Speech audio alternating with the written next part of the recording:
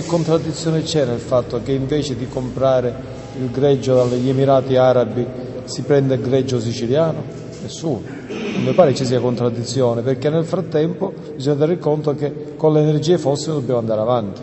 No, il problema è evitare che questo determini scempio ambientale. Mi scusi professore, però in questo modo noi aggiungiamo all'impatto ambientale del downstream, aggiungiamo l'impatto ambientale, torniamo ad aggiungere l'impatto ambientale dell'upstream. Ma che minimo, perché solo... Che minimo, però c'è stata una sentenza del TAR che ha bloccato la Panther. Ha bloccato però intanto perché in Val di Noto non vanno fatte queste cose qui, diciamo chiaro. Capito, ma il petrolio sta là, le concessioni stanno là. Nessuno si è lamentato delle concessioni alla Northern Petroleum in mezzo al mare. Io dico che fra l'esigenza di trovare petrolio e l'esigenza di salvare l'ambiente va scelta la seconda opzione. Quindi su questo qui io, per quanto mi riguarda, sono netto. Non è detto che debba essere per forza lì, si possono trovare dei luoghi in cui non si abbiano gli scempi ambientali. Noi abbiamo avuto fra i tanti assessori l'assessore Noè, ti ricordi? L'assessore Noè, quando ebbe conoscenza di questo piano, si inventò lo slogan: la Sicilia diventa produttrice di energia.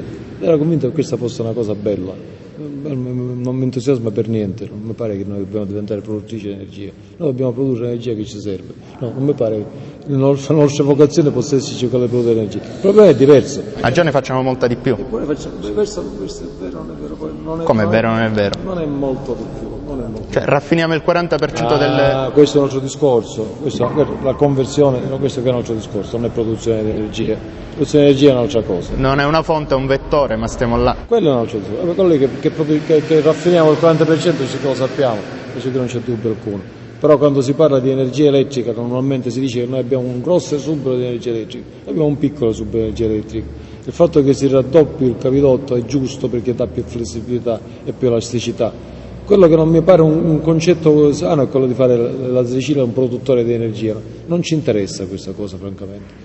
Quindi io sono per una trasformazione del tessuto energetico siciliano che dia autonomia energetica e possibilità di espansione al tessuto produttivo siciliano. Punto e basta. Ma questo non per essere autarchici, ma perché non ci interessa, non ci dà nessuna... Cioè, gliela dico con una battuta: da anni si dice la Sicilia l'hub energetico del Mediterraneo, a me più che un hub mi sembra una galleria, va solo in una direzione. Ma è una galleria, non c'è dubbio, così come è concepita è una galleria, sono d'accordo con lei. E con un piano del genere cambiamo? Con un piano energetico si può cambiare, è il politico che il piano fissa delle strategie e individua dei corridoi di possibile drenaggio delle risorse finanziarie verso certe direzioni, poi è il politico che decide, questo deve essere chiaro. Però ci sono tutte le direzioni, è questo che non mi quadra, ci sono tutte, ci sono gli idrocarburi, ci sono i rinnovabili, ci sono... Ma che cosa vuole gli idrocarburi con le 4 ricerche che si fanno? Quella è una sciocchezza, non si faccia impressionare, tenga conto che qualcuno voleva costringerci a mettere dei centrali di carbone e noi l'abbiamo assolutamente negato questo discorso qua, quindi tutto quello che riguardava cose serie le abbiamo bloccate. Le ricerche di idrocarburi sono una cosa del tutto marginale. Sicilia, purtroppo devo dire, anche se sono ambientalista, purtroppo petrolio greggio non è.